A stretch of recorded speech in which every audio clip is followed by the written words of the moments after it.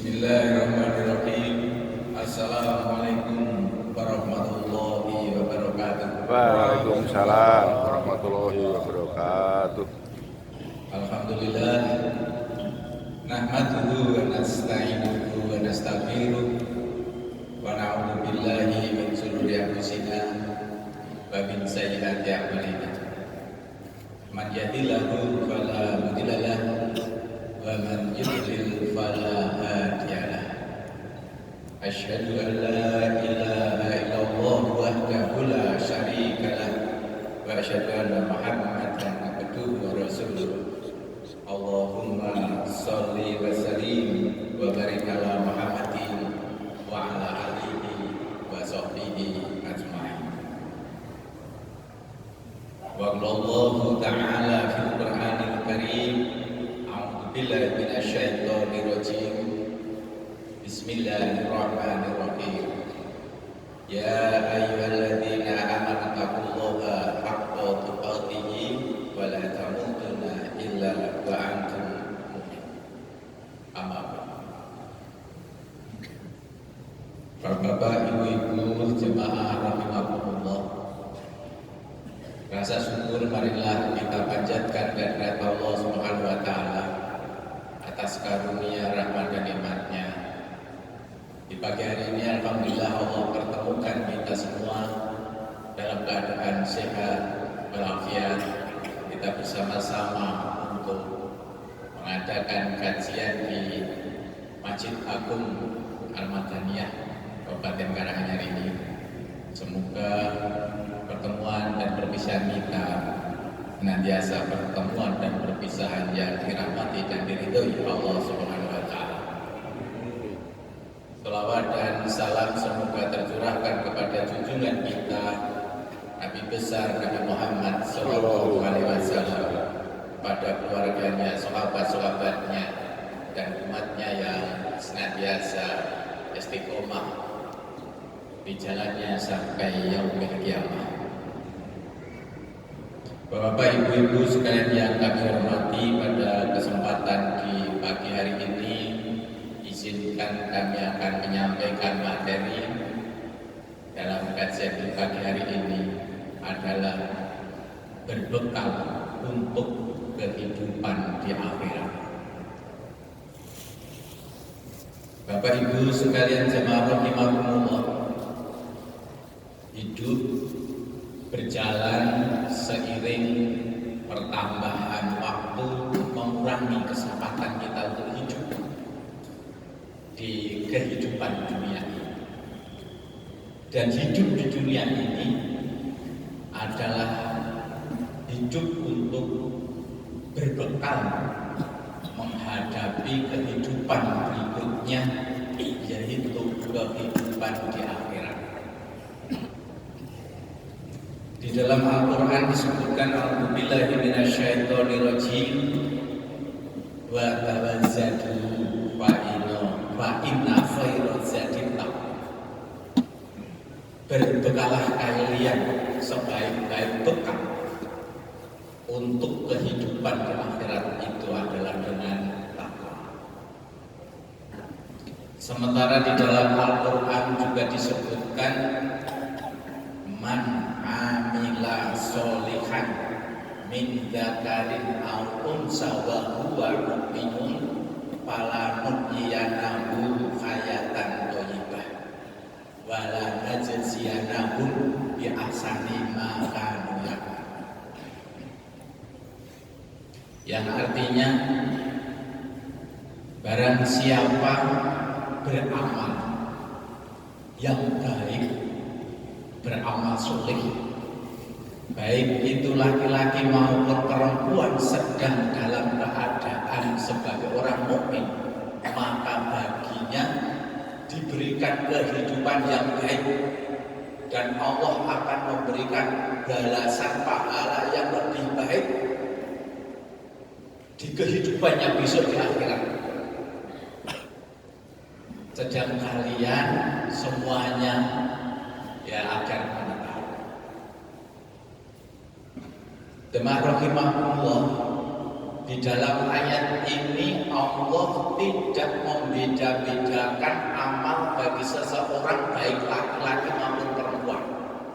Artinya Allah mengakui hak yang sama ketika seorang laki-laki, ketika seorang perempuan beramal, sedang dia menjadi orang mukmin, dia akan mendapatkan kehidupan yang baik.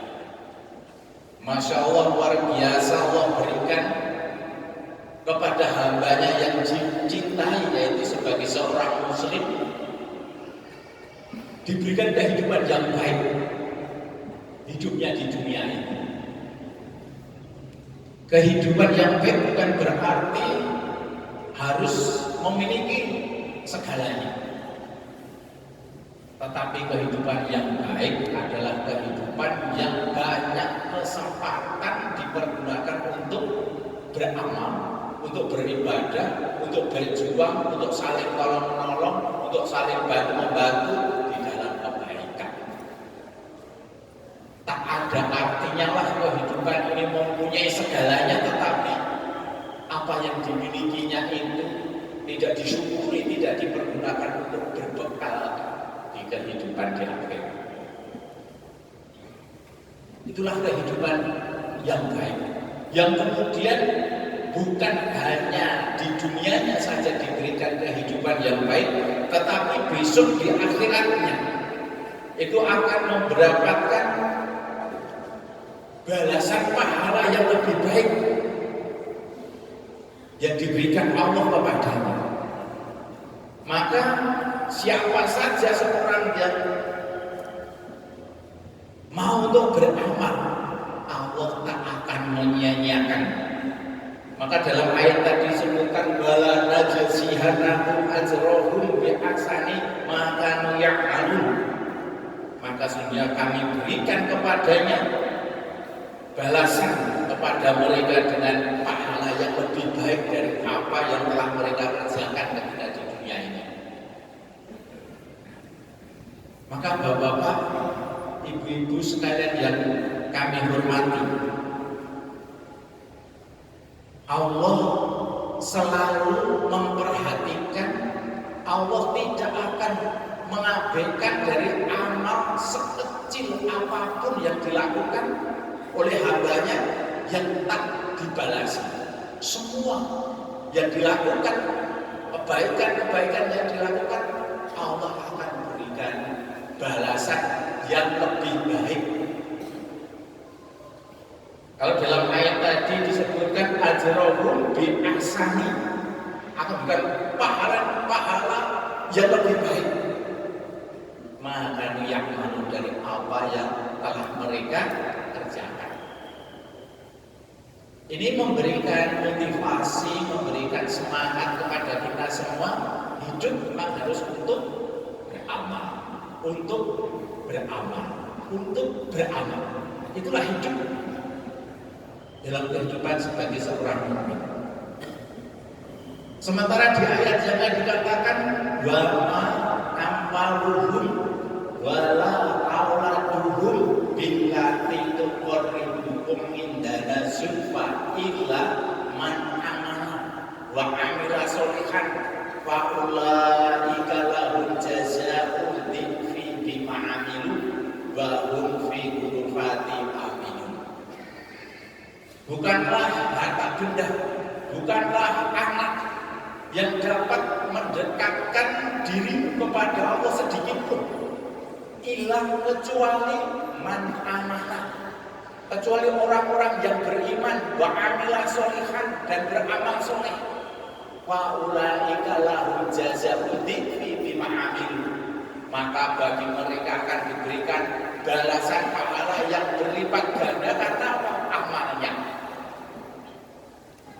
Jadi orang yang beriman kemudian melakukan amal kebaikan, Allah berikan balasan berlipat ganda. Jadi kalau dalam awal ayat tadi disebutkan bahwa amaluhum wala auladuhum billati tuqarribukum indana zulfa, bukanlah harta bendamu, bukanlah anakmu yang dapat mendekatkan kepada Allah sedikit pun, menginginkan harta. Keberhasilan anak bukan pertanda, itu dekatnya seorang hamba kepada Allah. Dan besok di akhirat harta yang banyak, anak yang berhasil, kedudukan yang tinggi, punya anak buah yang banyak, pengaruh yang luar biasa, di akhirat besok adalah artinya kalau orang itu tidak man amana wa amila sholihan, dia tidak menjadi orang yang beriman, tidak banyak untuk beramal, berbuat kebaikan. Nah, orang yang seperti itu, kalau orang yang beriman banyak melakukan kebaikan, dalam ayat tadi disebutkan bagi mereka akan diberikan pahala yang berlipat ganda. Wahum fi ghurfati aminun, sedang besok di akhirat ditempatkan di tempat yang tinggi yang mulia, yaitu di surganya Allah Subhanahu wa ta'ala. Maka jamaah rahimakumullah, karena Allah telah membentangkan kesempatan kepada kita sebagai seorang mukmin untuk beramal, maka jangan sampai mengabaikan berbagai kesempatan untuk beramal. Jangan merasa kecil diri, kecil hati karena keadaannya. Mungkin pengaruh ekonomi menjadi orang yang belum beruntung, jadi orang miskin, kemudian tidak memiliki pendidikan yang cukup, kondisi kehidupan rumah tangganya di lingkungan masyarakat mungkin terabaikan, bukan berarti itu tidak ada kesempatan untuk beramal. Allah itu tidak membebani terhadap hambanya di luar kemampuannya. Yang pada hakikatnya siapapun strata ekonomi sosial apapun itu mempunyai kesempatan untuk banyak beramal apapun. Sedang kita berdiam diri dengan menyebut asma Allah, dengan beristighfar, dengan bertasbih, dengan bertahmid, dengan bertahlil, itu pun itu amal soleh yang itu dapat dilakukan oleh siapa saja. Sedang kadang orang yang memiliki keduniaannya lebih itu tak banyak kesempatan untuk mendekatkan, untuk ingat kepada Allah. Sedang tadi yang kami sampaikan, Allah karuniakan segala sesuatunya yang serba terbatas barangkali pada seseorang, tetapi justru itu banyak kesempatan untuk beramal, untuk mendekatkan dirinya kepada Allah Subhanahu wa ta'ala. Jamaah rahimakumullah,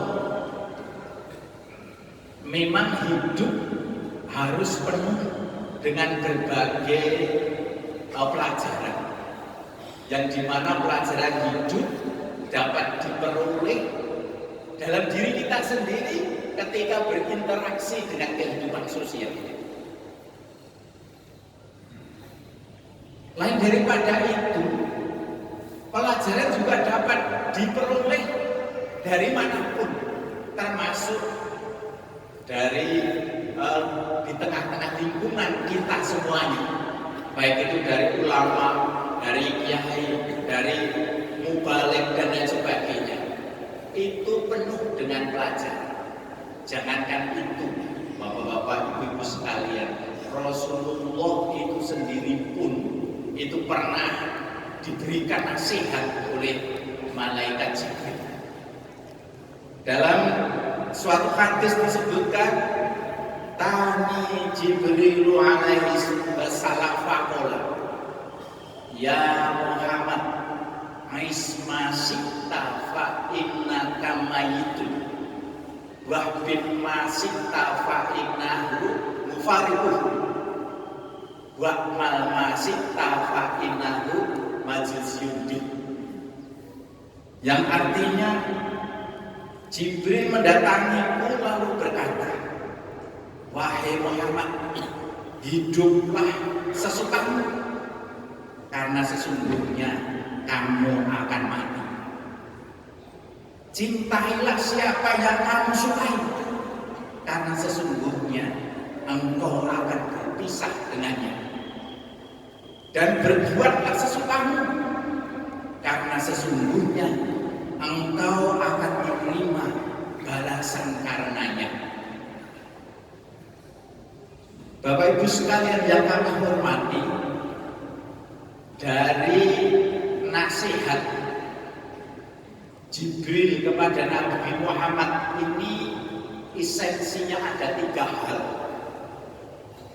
Yang dari 3 hal nasihat itu dapat dijadikan sebagai pedoman hidup, karena apa yang tersirat dalam pesan itu dapat menjadi nasihat untuk sepanjang masa daripada umat Rasulullah. Maka sekalipun nasihat ini kepada Rasulullah, itu hakikatnya juga untuk umatnya, karena semua umat akan mengalami yang demikian itu. Maka pada kali ini kami ketengahkan kepada kita semuanya, mudah-mudahan ini juga menjadi pelajaran bagi kita semuanya. Yang pertama, nasihatnya isma sitafa innaka mayitun. Hiduplah sesukamu, kamu sesungguhnya kamu akan mati. Bapak Ibu jemaah rahimakumullah, nasihat yang baik itu adalah nasihat kematian. Kematian itu adalah sesuatu yang hak, yang pasti terjadi. Siapa saja yang hidup pasti akan mengalami mati. Dan kita sendiri menyaksikan ada orang hidup dan menyaksikan pula orang yang mati. Dan apa-apa yang kita saksikan itulah yang kita alami. Kita hidup, besok juga akan mati sebagaimana kita menyaksikan orang yang mati. Maka dalam hidup ini, karena hidup akan mengalami mati, maka jalan hidup inilah yang menjadi pilihan kepada kita semua. Kepingin memilih jalan hidup menjadi orang yang baik, yang soleh, atau menjadi orang yang fasik, itu juga pilihan. Kita ini menjadi hidup menjadi orang yang hina, atau memilih jalan hidup menjadi orang yang mulia, itu juga suatu pilihan dalam hidup kita ini. Demikian juga kita akan memilih jalan hidup orang pendosa, atau kepingin menjadi jalan hidup orang yang bertakwa. Itu juga menjadi pilihan dalam kehidupan kita. Namun yang perlu sama-sama harus kita maknai, apapun pilihan jalan hidup kita, itu besok di hadapan Allah Subhanahu wa Ta'ala akan dipertanggungjawabkan. Maka sekedar hatimu lah kita akan hidup, tapi ketahuilah setelah mati, di balik kematian itu ada tanggung jawab di hadapan Allah. Masa-masa itu dipergunakan untuk apa? Maka bagi seorang yang mukmin akan memaknai hidup itu hari demi hari yang dijalani, bagaimana bermakna membawa hasanah, membawa hasanah. Itulah hidup di dunia.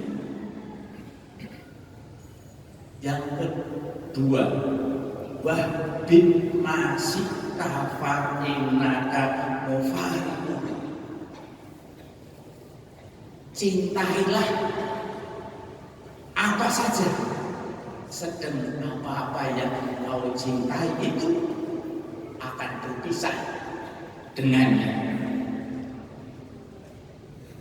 Bapak Ibu jamaah rahimakumullah, manusia ditakdirkan hidup itu sebagai makhluk sosial, hidup yang tidak sendiri. Manusia diberikan hati untuk saling berkasih sayang, baik sesama manusia berkasih sayang dengan makhluk-makhluk yang lain, berkasih sayang dengan alam di sekitar kita.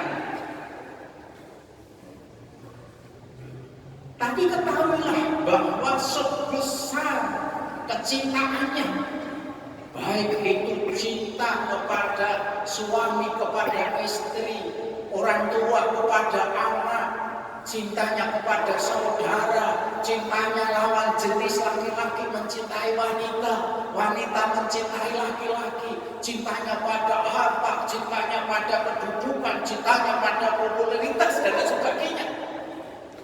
Sebesar apapun yang dicintai itu pada saatnya akan berpisah. Pada saatnya akan berpisah.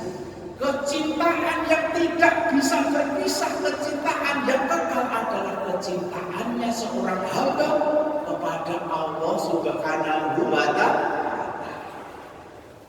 Nah, orang hidup ketika menjadikan hidupnya cinta kepada Allah, ketika berpisah mati tadi, berarti akan diketemukan dengan yang dicintainya, yaitu kepada Allah Subhanahu wa Ta'ala. Sehingga mati bukannya suatu yang ditakutkan, karena akan dipertemukan dengan yang dicintainya. Asalkan tentu saja dalam hidupnya di dunia amat sangat cintanya kepada Allah. Karena ada seseorang itu cintanya kepada sesuatu, pada makhluk itu lebih mencintainya daripada cintanya kepada Allah. Tetapi bagi seorang yang beriman amat sangat cintanya kepada Allah. Itu tersirat di dalam Al-Quran, disindir oleh Allah. Wa minan nasi mayatakhidhu min dunillahi andada yuhibbunahu kahubbillah waladina amanu asyaddu hubbatillah. Sebagian orang, sebagian manusia ada yang mengambil andat itu sesuatu makhluk ini yang dipertuhan. Dia amat sangat cintanya kepada andat itu tadi, lebih mencintai itu daripada cintanya kepada Allah. Karena cintanya kepada harta, sehingga harta itu menguasai dirinya, sehingga tidak sempat untuk melaksanakan kewajibannya kepada Allah. Mencintai terhadap usahanya, terhadap pekerjaannya, usaha dan lain sebagainya, hingga melupakan cintanya kepada Allah. Itu artinya dunia telah menguasai dirinya.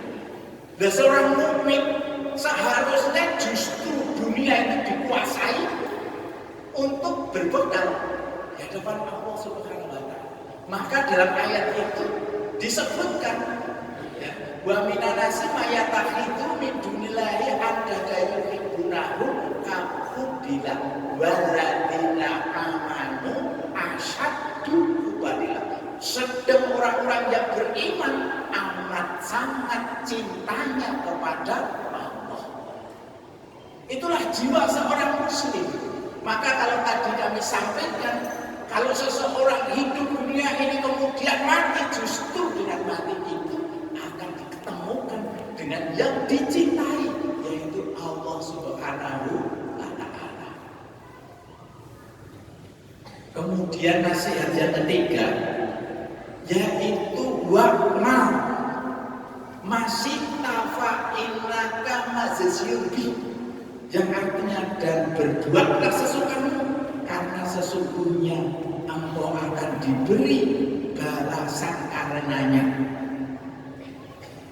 Sekecil apapun kebaikan, Allah akan membalasnya.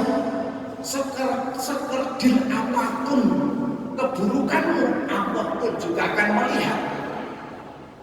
Setiap kebaikan ataupun keburukan amal kita, semua akan dipertanggungjawabkan dan tercatat rapi dalam buku catatan amal kita masing-masing. Jamaah rahimakumullah, di dalam Al-Quran juga disebutkan Fa amma man utiya kitabahu biyaminihi fasawfa yuhasabu hisaban yasira wa yanqalibu ila ahlihi masrura wa amma man utiya kitabahu waraka dhahrihi fasawfa yad'u subura wa yasla sa'ira innahu kana fi ahlihi masrura. Barang siapa yang besok di akhirat itu menerima buku catatan amalnya itu dari sisi kanan, maka dia akan memperoleh hisab yang mudah dan besok akan dikumpulkan dengan orang-orang yang baik-baik ketika hidupnya di dunia. Jadi Bapak Ibu sekalian, apa yang kita perbuat, apa yang kita lakukan, apa yang kita ucapkan itu tercatat dengan rapi dalam buku catatan amal itu. Ketika orang itu amalannya, buku catatan amalnya banyak mencatat amalan-amalan yang baik, itu besok akan menghadapi kisahnya itu dengan mudah. Karena setiap lembar buku catatannya itu isinya catatan baik-baik saja. Mulai bangun dari tidur, kemudian beraktivitas beribadah kepada Allah, bekerja untuk mencari maisha, kemudian melaksanakan berbagai tugas-tugasnya dalam kehidupan ini, membawa banyak catatan kebaikan-kebaikannya. Hingga perbuatan salah, perbuatan dosanya sedikit. Kalau diilustrasikan bagikan ibu di rumah akan memaksa ambil beras. Di situ beras tampak bersih putih itu. Barangkali ada 1-2 gabahnya ada 1-2, tapi itu semua tertutup dengan beras-beras yang bersih yang putih itu. Sehingga semuanya itu tampak bersihnya, tampak berasnya, tidak tampak terhadap gabah yang ada di situ. Sama ya dengan kehidupan kita ketika banyak amal, banyak catatan amalan-amalan kebaikannya, keburukan-keburukannya tertutup dengan kebaikan-kebaikannya, sehingga akan menjadi mudah dalam menghadapi hisabnya di hadapan Allah Subhanahu wa Ta'ala, dan akan dikumpulkan bersama dengan orang-orang baik-baik ketika hidupnya di dunia. Inilah pentingnya dalam hidup itu memang untuk membentuk milieu, membentuk suatu komunitas orang-orang yang baik. Kiranya orang baik kok senangnya bergaul dengan orang yang tidak baik. Maka pentingnya kita semua membangun milieu lingkungan bersama, beraktivitas bersama orang-orang yang baik. Kalau di dalam hadisnya Rasulullah disebutkan bahwa seseorang melihat apakah orang itu beriman atau orang yang baik atau yang buruk, tinggal siapa pergaulannya itu siapa. Kalau pergaulan orang baik, insya Allah dia orang yang baik. Maka perhatikanlah siapa pergaulannya, siapa temannya. Maka bapak ibu-ibu, baik laki-laki maupun perempuan, biasakanlah kita dalam berinteraksi, bersosial bersama-sama dengan orang yang baik-baik. Sehingga kalau orang baik itu yang dipikir baik, yang direncanakan baik, yang diperbuat menjadi kebaikan. Dan kita sebagai seorang muslim yang ya'muruna bil ma'ruf, mengajak kepada kebaikan, wa tanhauna 'anil munkar, mencegah kepada kemungkaran. Kalau kita hidupnya, aktivitasnya bersama orang baik, ajakannya juga baik. Apa yang akan dilakukan yang dipikirkan yang baik juga. Kalau ada hal yang buruk, akan ditegur, akan diluruskan, akan dikembalikan kepada jalan kebaikan pula. Maka kalau di dalam hadis ini tadi disebutkan wa mal masikta fa innaka majziyun bi. Ada beramalah kalian karena amalmu itu semuanya besok akan dibalas di hadapan Allah Subhanahu wa Ta'ala. Jamaah rahmatullah. Ini ada kisah yang masyhur, yang populer dan barangkali bapak-bapak, ibu-ibu sekalian masih mengingat atau sering mendengarkan kisah sahabat Rasulullah yang namanya sahabat Sya'ban. Bapak ibu sekalian, sahabat Sya'ban ini memang tidak terpopuler sebagaimana sahabat-sahabat yang lain. Namun toh demikian, sekalipun tidak populer tetapi amalannya luar biasa. Kalau orang mengatakan unik gitu ya amalannya. Karena apa? Sahabat Sya'ban itu ketika beribadah sholat berjamaah di masjid itu selalu mengambil tempat di depan sebelah pojok sana. Karena apa? Dia tidak kepingin mengganggu orang dan tidak kepingin dalam beribadah yang terganggu dengan orang lain. Itu sahabat Sya'ban.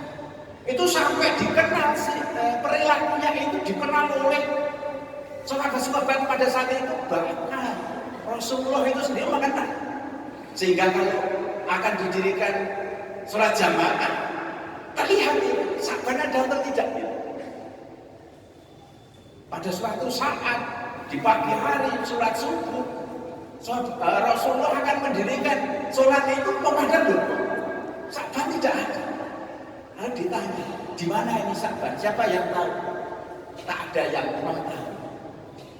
Karena memang ya nanti kalau terburu siang gitu kemudian menunggunya tidak begitu lama, terus kemudian ditunaikan dilaksanakan sholat jamaah subuh itu ditinggal. Ini sahabat Sya'ban. Itu sudah ada. Rasulullah setelah selesai sholat subuh berjamaah itu kemudian menanyakan, ya sahabatku, siapa di antara kalian yang mengetahui kabarnya Sya'ban? Tak ada seorang pun yang mengetahui. Kemudian tanya, siapa yang mengetahui rumahnya Sya'ban? Saya ya Rasulullah, saya mengetahui persis rumahnya Sya'ban. Baik, mari kita ke rumahnya Sya'ban. Akhirnya apa? Rasulullah bersama sahabat-sahabatnya mendatangi ke rumahnya Sya'ban. Ternyata Bapak Ibu sekalian, rumahnya itu tidak dekat. Ditempuh dalam perjalanan sahabat Rasulullah itu selama berapa? 3 jam. Luar biasanya 3 jam itu baru sampai ke rumahnya sahabat Sya'ban. Setelah sampai di rumahnya Sya'ban, Rasulullah menyampaikan salam. Kemudian keluarlah seorang wanita. Itu adalah istrinya Sya'ban. Kemudian Rasulullah menanyakan, apa betul ini rumahnya Sya'ban? Ya Rasulullah, saya istrinya. Saya boleh untuk ketemu dengan sahabat saya Sya'ban. Istrinya dengan berlinang air matanya menyampaikan, ya Rasulullah, suami saya Sya'ban tadi pagi telah meninggal dunia. Masya Allah, meninggal dunia. Kemudian istrinya Sya'ban itu matur kepada Rasulullah, ya Rasulullah, suami saya memang telah dikodarkan, takdirkan oleh Allah meninggal dunia. Yang saya tidak paham, ya Rasulullah, ketika Sya'ban itu menghadapi sakaratul maut, Sya'ban ini mengeluhnya begini, ya Rasulullah, mengapa tidak begitu jauh? Mengapa tidak yang baru? Mengapa kok tidak semuanya? Itu bagaimana ya Rasulullah, apa yang dikatakan, yang dikeluhkan oleh Sya'ban itu? Kemudian Rasulullah, ya memang Rasulullah seorang yang fatonah, seorang yang cerdas, seorang yang diberitahukan sesuatu hal, beberapa hal oleh Allah Subhanahu wa Ta'ala.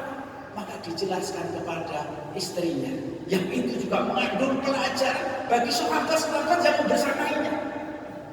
Hebatnya dulu itu seperti itu, kalau Rasulullah kemana-mana sahabat mengikuti, kenapa? Di balik itu ada pelajaran baginya. Tidak seperti kita semuanya. Kita semua itu kadang kalau mempunyai seorang tokoh, seorang yang barangkali alim gitu, kemana-mana biasa saja lah, kegiatan masing-masing kan gitu. Ya dia akan dapat pelajaran yang banyak dari kita. Maka biasakan Bapak Ibu dan saudara-saudara sekalian, kalau memiliki seseorang yang alim, ikutilah. Karena apa? Di balik itu akan bawa pelajaran darinya. Demikian juga sahabat Rasulullah ini bersamai langsung memperoleh pelajaran yang berharga dari apa yang dijelaskan 3 hal itu.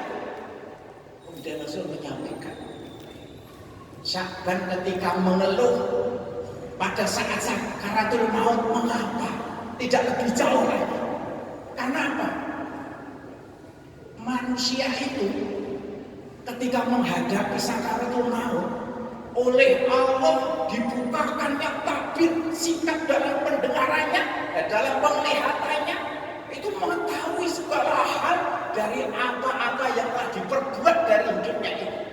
Ditampakkan itu, perjalanan hidupnya hari demi harinya ditampakkan. Dan penggalan dalam perjalanan hidupnya itu, Sya'ban saat itu hariannya seperti tadi kami sampaikan, kalau sholat ke masjid dari rumah ke masjid itu berapa lama tadi? 3 jam. Ditampakkan perjalanan itu, dan Allah juga tampakkan pahalanya dengan kebaikannya. Perjalanan yang 3 jam itu kemudian ditampakkan pahala kebaikannya itu.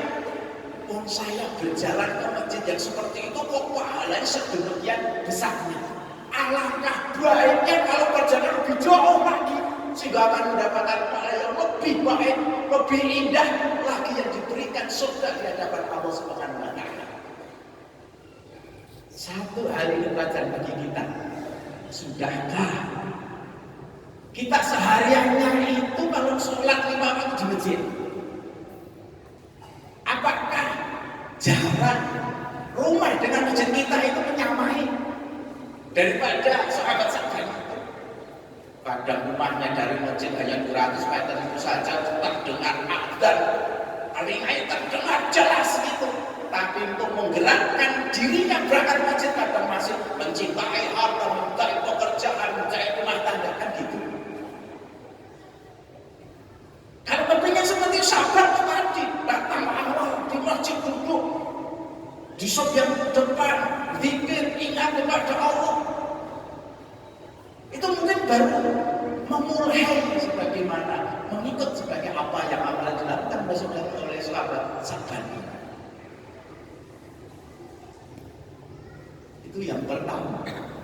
Yang kedua, yang dikeluhkan oleh sahabat Sya'ban itu, mengapa tidak yang baik? Karena apa?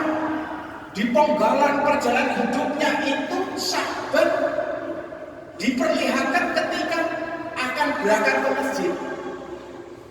Karena geografi, kondisi, cuaca di sana dengan di sini berbeda. Kalau di sana di Arab itu, kalau kondisi normal barangkali juga seperti di Indonesia. Tapi ada waktu-waktu yang cuaca ekstrim. Kalau panas sedemikian panasnya, hingga orang bawa payung gitu saja tembus panas itu. Payung sudah terasa panas itu. Demikian juga ketika waktu dingin, itu dingin sekali.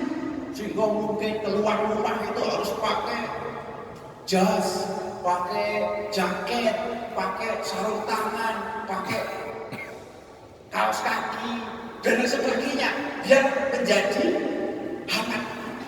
Dan dalam perjalanan ke masjid, Sya'ban itu menemui sahabatnya kedinginan.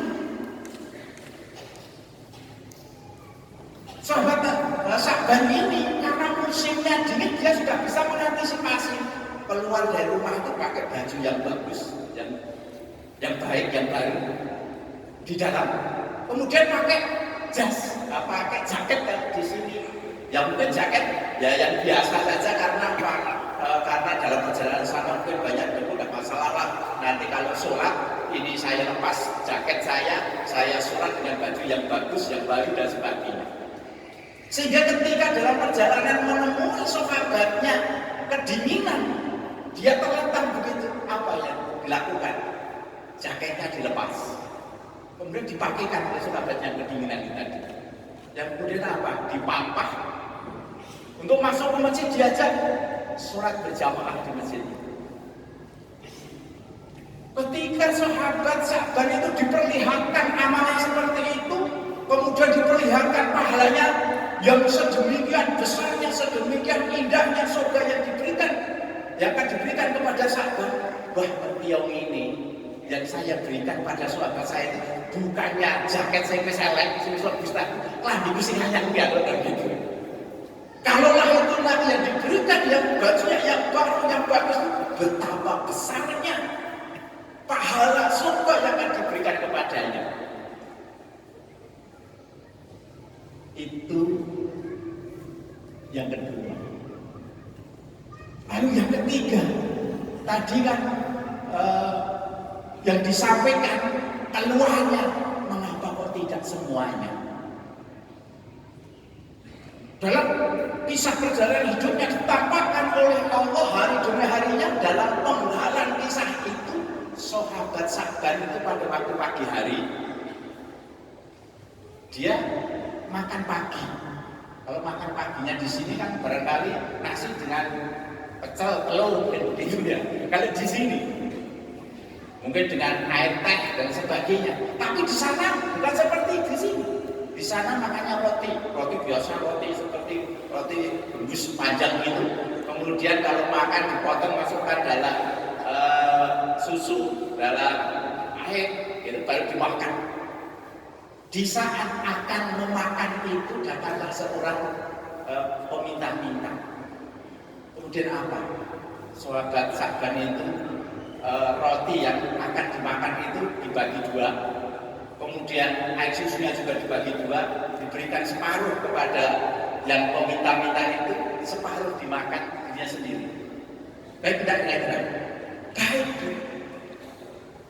Mungkin tidak seperti kita makan, ada datang orang gitu, mungkin cepat-cepat masuk itu ya, masuk bos. Nanti tak makan nanti saja lah. Gitu. Yang orang minta-minta kadang, wah maaf, tidak ada, mungkin begitu. Tapi tidak seperti Sa'ban enggak. Apa yang dimakan itu separuh, ya untuk dirinya separuh diberikan kepada peminta-minta. Setelah ditampakkan pahalanya seperti itu, maka mengeluh, ngerti yang ini separuh bocoran sedemikian besar. Untuk aku rela tidak sarapan kita berikan semuanya. Inilah amalia sahabat saya. Ini semua dapat mengandung pengertian bagi kita semua. Yang pertama, seorang muslim itu tadi giat dalam beribadahnya, terutama yaitu sholat wajibnya berjamaah di masjid. Aib nilai kita sebagai seorang muslim, di kampungnya ada masjid, terdengar adzan, kita mendengar adzan, hati tak tergetar, tak mau untuk datang ke masjid. Aib itu, kalau perlu bukan menanti terdengarnya adzan. Kalau orang jamaah semua ini ke masjidnya itu menanti terdengarnya adzan. Kalau kebetulan yang tugas adzan tidak datang, kamu tidak ke masjid. Hanya dibalik, aku harus adzan yang masjid gitu. Kalau aku harus adzan yang masjid tentunya belum sampai waktu sudah persiapan ke masjid. Nanti kalau sudah ada yang adzan, oke lah saya bisa sholat tahiyatul masjid, bisa doa, bisa zikir di situ. Kalau yang tugas hanya tidak ada, sayalah yang menggantikannya. Itulah yang harus dirubah, yang kurang untuk menghadapi itu semua agar tadi kita pun tertib berjamaah di masjid. Itu yang pertama. Yang kedua yang dapat kita ambil pelajaran, yaitu hidup ini mengembangkan sikap apa? Tolong menolong satu dengan yang lainnya. Boleh jadi kita suatu saat menolong saudara kita, tapi boleh jadi suatu waktu kita pun kadang memerlukan pertolongan dari saudara kita yang lain. Tapi manakala jiwa tolong menolong terhadap saudara yang tumbuh berkembang, itu menjadi kebiasaan yang luar biasa baiknya. Kalau tadi dikisahkan orang kedinginan mungkin sampai bacanya lemas, mungkin tak berdaya karena kedinginan tadi. Boleh jadi kalau sekarang diilustrasikan, ada sahabat kita, ada tetangga kita yang sakit, yang berkeluhan, datanglah, ditolong, ditanya, sudah berobat belum, kalau belum diantarkan ke rumah sakit, dibantu dan sebagainya. Itulah jiwa seorang muslim yang mengembangkan sikap tolong menolong, bantu membantu satu dengan yang lain. Apalah yang bisa kita pergunakan dari karunia yang Allah berikan untuk menolong, membantu saudara kita yang lain. Kemudian yang ketiga, orang muslim itu senang berbagi kebaikan. Berbagi kebaikan. Tadi dia sempat bisa sarapan pagi karena ada. Allah berikan karunia rezeki bisa makan pagi. Tapi ternyata juga ada di antara orang lain yang karena keterbatasannya tidak bisa makan pagi, sarapan pagi. Itu bisa dipahami bahwa seseorang itu dikaruniai rahmat dari Allah itu sebetulnya tidak hanya untuk dirinya sendiri, tapi bagaimana kita ada tumbuh jiwa dermawan, tumbuh jiwa keterpedulian sosial terhadap masyarakat kita di sekitarnya. Sehingga orang mukmin itu wisman dermawan, tidak ingin orang awal untuk membelanjakan, menggunakan harta yang kita milikinya, tidak. Coba kalau kita tanya, sudahkah bapak-bapak, ibu-ibu semuanya di pagi hari ini berinfak? Gitu misalnya. Kalau belum berarti pagi ini kosong kita memberi pahala dalam berinfak. Atau mungkin pagi berikutnya, atau mungkin pagi berikutnya. Apakah Allah tidak memberikan karunia rezeki kepada kita pada hari ini? Masya Allah, Allah itu berikan karunia kepada kita semuanya. Kita sampai tak bisa menghitung harta yang kita milikinya. Sehingga kita hidup di karunia Allah jadi orang yang kaya.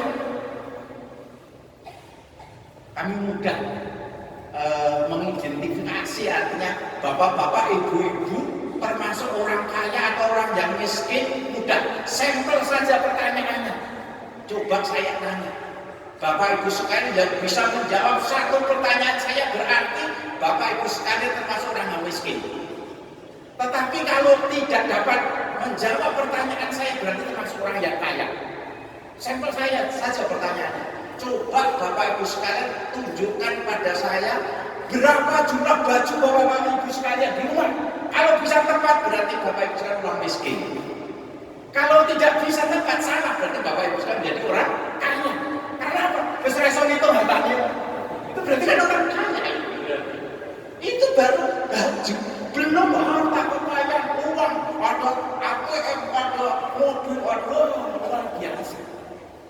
Padahal bapak ibu sekalian, tadi kalau mati semuanya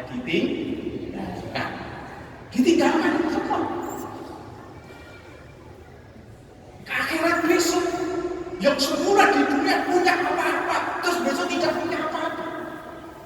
Sudahkah sebagian dari rahmat karya harta yang kita miliki itu kita tabung untuk beramal, sehingga bisa di akhirat mempunyai tabungan di sana yang akan diberikan tadi pahala yang berlipat ganda, Itulah artinya hidup itu memang untuk berbekal, baik itu dalam beribadah, dalam berinteraksi sosial, dalam membelanjakan hartanya di jalan Allah, baik juga menggunakan dirinya untuk berjuang di jalan Allah.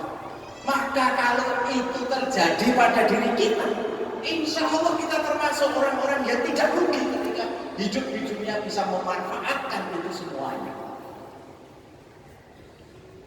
Bapak ibu sekalian, memang kalau kita memperturutkan terhadap kemauan yang ada pada diri kita masing-masing, kita itu kecenderungannya itu hanya mencari dunia. Nah, orang yang mindset hidupnya, tujuan hidup di dunia ini untuk mencari kebahagiaan di dunia, ya tidak akan memperoleh kebahagiaan kehidupan di akhirat. Tetapi sebaliknya ketika hidup di dunia ini mencari kebahagiaan di akhirat, dunianya itu akan disertakan oleh Allah. Di dalam surat Asy-Syura ayat 20 itu disebutkan, "Maka yuridul harsal akhirata nazid lahu fi harsi." Barang siapa menghendaki kebahagiaan hidup di akhirat, maka baginya akan diberikan, akan disertakan kebahagiaan hidup di dunia. Wa man harsa dunia nuktihi minha wa malahu fil akhirati minasib. Barang siapa menghendaki kebahagiaan hidup di dunia, maka bagian tidak akan mendapatkan bagian kebahagiaan besok di akhirat. Ini sekarang mana? Kalau hidup ini mengutamakan untuk mencari kebahagiaan di akhirat, Allah sertakan kebahagiaan di dunia ini. Sebaliknya kalau hidup ini mengejar dunia terus, kesenangan dunia yang didapatkan sebagian saja. Nutihi minha, hanya sebagian saja diberikan oleh Allah. Apakah setiap cita-cita, keinginan kita itu semuanya dikabulkan oleh Allah di dunia ini? Aku kepingin mungkin masih remaja, belajar, kemudian memperoleh gelar yang banyak, kemudian besok menjadi orang yang ilmuwan, kemudian menjadi dosen, menjadi pegawai, menjadi orang perguruan tinggi, gajinya besar, istrinya cantik, anaknya bagus, baik, kemudian berhasil seperti itu misalnya. Pesanan terus pikirnya, apa setiap keinginan yang diinginkan itu semuanya terpenuhi? Oh enggak, hanya sebagian saja. Sedang apa? Akhiratnya besok karena tersibukkan, terpedaya dengan kehidupan dunianya, maka akhiratnya tidak mendapatkan bagian besok. Tetapi ketika hidupnya di dunia ini mengutamakan untuk mencari kebahagiaan di akhirat, janjinya Allah itu dunianya akan disertakan. Artinya kepentingan kebahagiaan dunianya besok akan diberikan. Dunianya berbahagia, di akhiratnya besok diberikan berupa jannah. Maka mindset hidup inilah yang perlu kita tata, yang perlu kita tempatkan pada posisinya. Boleh orang mukmin bekerja giat, boleh orang mukmin menjadi kaya, boleh orang mukmin menduduki posisi-posisi yang strategis dalam pemerintahan, boleh orang mukmin itu menguasai terhadap alam dan sekitarnya ini, tetapi itu semua diarahkan kehidupannya itu untuk mencari bekal kebahagiaan di akhirat. Sehingga dunia yang tidak menguasai dirinya, tetapi dunia dapat dikuasai untuk mencari, dimanfaatkan untuk bekal kehidupannya di akhirat.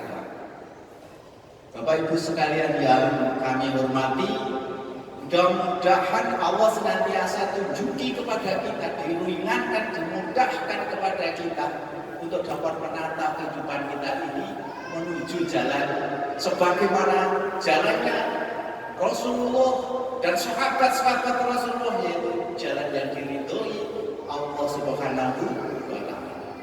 Kami kira cukup yang dapat kami sampaikan. Ada salah, ada kurangnya, kami mohon maaf yang sebesar-besarnya. Mudah-mudahan Allah senantiasa menjadikan kita semuanya sebagai orang-orang yang adil. Kami kira cukup. Akhiri billahi taufiq wal hidayah wa ridho wal hidayah. Wassalamualaikum warahmatullahi wabarakatuh. Waalaikumsalam warahmatullahi wabarakatuh.